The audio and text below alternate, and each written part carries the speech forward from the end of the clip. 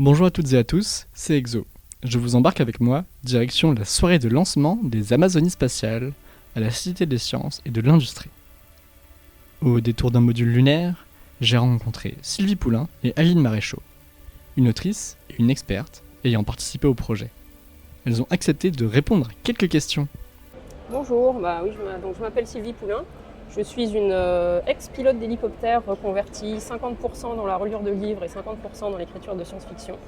C'est pas si illogique qu'on pourrait croire au premier abord, puisque durant ma première carrière, la lecture et l'écriture étaient des loisirs suffisamment présents pour que le livre soit une évidence au moment de me reconvertir. Et puis aujourd'hui, ce que j'ai vécu dans ma première carrière, les activités au contact des environnements naturels, la vie en équipage, les environnements technologiques me servent d'inspiration dans mes écrits.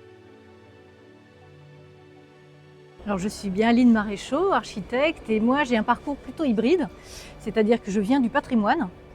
En tant qu'architecte, j'ai restauré pendant longtemps des monuments historiques. Maintenant, j'accompagne plutôt les propriétaires à trouver un devenir à ces éléments de patrimoine. Et j'ai fait des petites incursions aussi en montant une entreprise dans l'innovation. Comment construire des immeubles qui peuvent être complètement désassemblés, réassemblés sans déchets. Donc vraiment dans une vision prospective effectivement de la ville demain. Et voilà, et donc je continue mon parcours en butinant un petit peu plein de domaines différents. Et on en reparlera notamment sur l'écologie.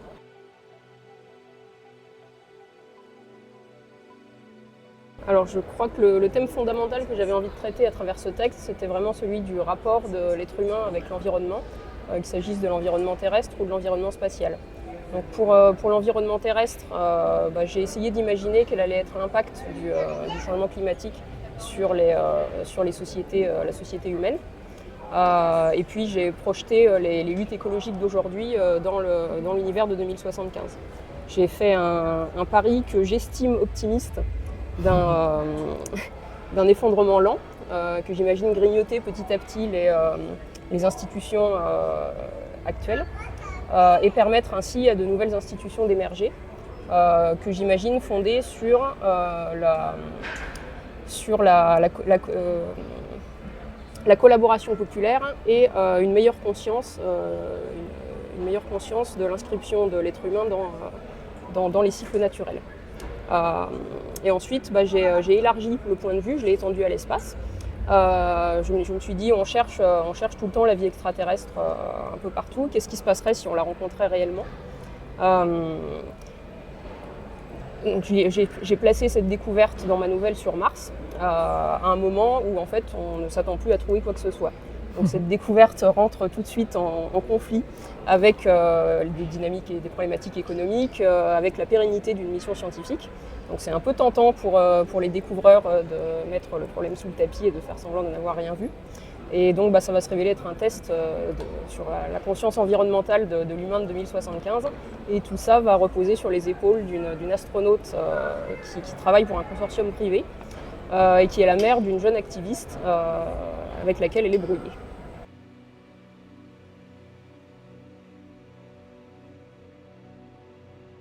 Alors moi, dans mon parcours, effectivement, ma relation à l'écologie, c'était via le patrimoine, c'est-à-dire c'était du temps où l'homme travaillait avec son environnement, les matériaux qui étaient autour, les ressources, l'énergie qui était à portée de main, donc avant ce boom d'après-guerre.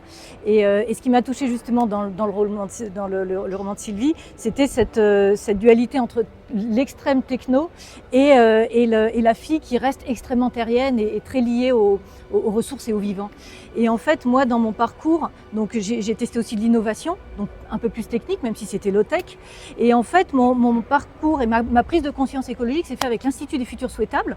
Donc c'est très proche du projet d'Amazonie spatiale, puisque ça nous permet de faire des excursions dans l'avenir. Et c'est ça qui moi, m'a vraiment sensibilisée. En fait, ça m'a réaligné sur quelque chose que j'avais fondamentalement en moi et qui était ce lien de mais en fait, l'homme est vivant parmi les vivants. C'est-à-dire, qu'est-ce que c'est que cet excès et c'est cette espèce de fébrilité à aller toujours vers plus de tech et se couper de plus en plus de la nature pour aller même découvrir des mondes et des choses naturelles et du vivant ailleurs. Alors qu'on est ici. Enfin, voilà. Pour moi, ça a vraiment été cette prise de conscience et c'est là où on s'est retrouvé avec Sylvie sur ce sujet un petit peu de l'homme vivant, mais l'homme qui a des aspirations à la conquête, et comment on gère un peu ces paradoxes et qui on est maintenant et comment ça se projettent, comment ces sujets-là et ces paradoxes-là se projettent dans l'avenir. Donc là-dessus, on s'est bien rencontrés. Ouais. On a bien discuté là-dessus, ça nous a permis de développer des idées concrètes comme le réseau des gardiens, des gardiens de la Terre, c'est un réseau de coordination des actions de régénération de l'environnement au niveau citoyen. Et puis en même temps, il y a aussi un niveau loi qui traduit le souci collectif de vivre avec le vivant et non plus de l'exploiter depuis le dehors.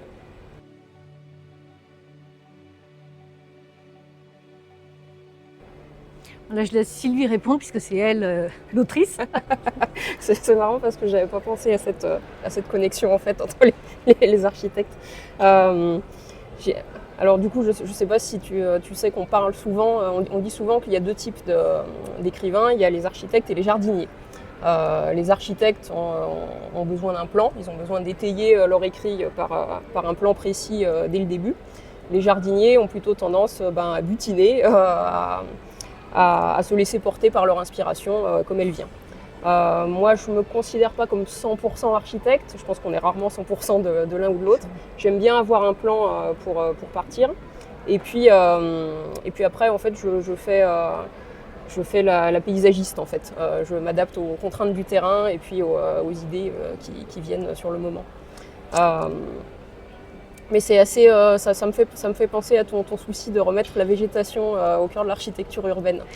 C'est étonnant parce que ce que tu m'apprends là sur l'écrivain qui est architecte ou jardinier, c'est que moi qui suis pourtant architecte, j'ai une manière de faire mon métier qui est très dans la sérendipité, c'est-à-dire que je tâtonne, ça prend, je continue, ça prend pas, je reviens, j'essaye autre chose, et j'avance vraiment et je vois la manière dont je construis ma vie, c'est justement pareil dans le fait de butiner, d'aller, d'explorer, de revenir, d'améliorer. Et puis à un moment donné, de métaboliser tout ça, et je pense que c'est ce qui fait qu'un chemin de vie se dessine en fait. Ça finit donc par c'est faire sens, intéressant, ok, d'essayer, tu vois, j'ai appris quelque chose.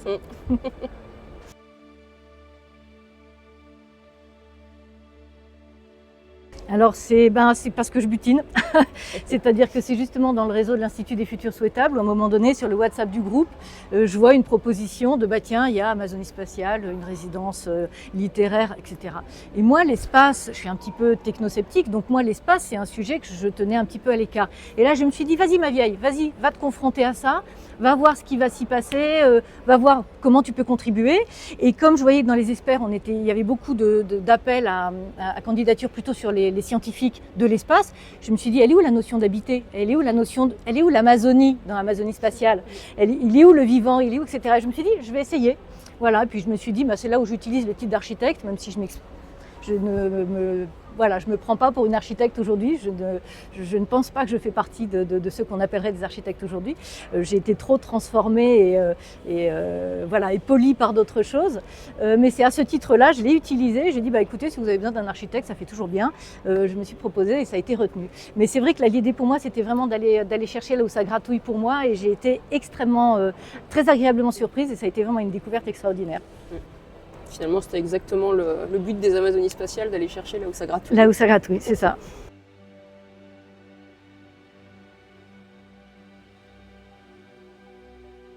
C'est au cours d'échanges entre nous. Alors, il y en a eu principalement deux plus importants.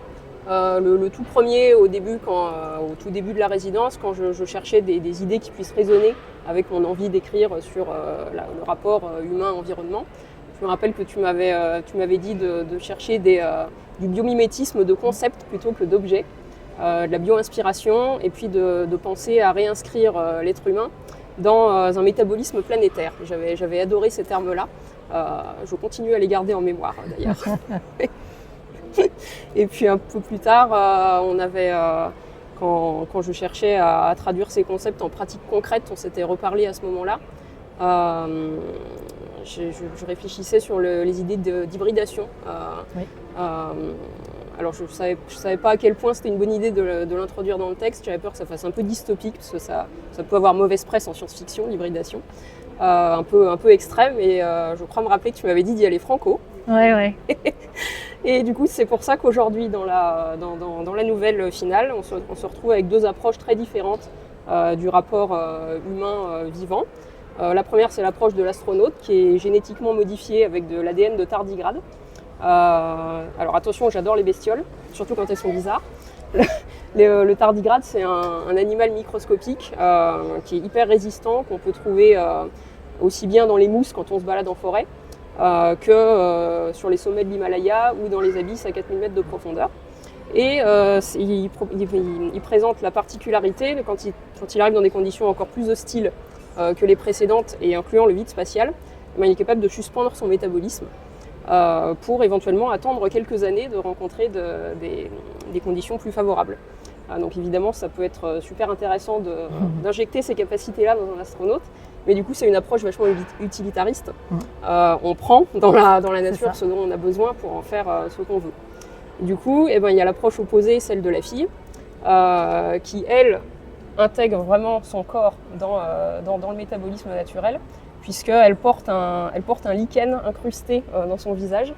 Et ce lichen se nourrira des nutriments que produira son corps après son décès. Donc pour moi, c'est une affaire de gratitude. C'est une idée de rendre son corps à la nature qui nous l'a confié une fois qu'on n'en a plus besoin. Et on renoue avec les cycles. Et on renoue avec les cycles. Plutôt que de les rompre et de les interrompre, c'est ça. Pour moi, c'est des sujets très importants et que je prends beaucoup en ce moment, cette question de métabolisme et le fait de rester inscrit dans ces cycles naturels. Ça part pas de rien du tout d'ailleurs, c'est une traduction très visuelle et ostentatoire de la pratique funéraire de l'humusation qui consiste déjà, je ne crois pas que ce soit autorisé en France pour l'instant, mais de transformer les corps en humus pour nourrir du végétal après le décès. Ce qu'on a toujours fait en fait. Ouais.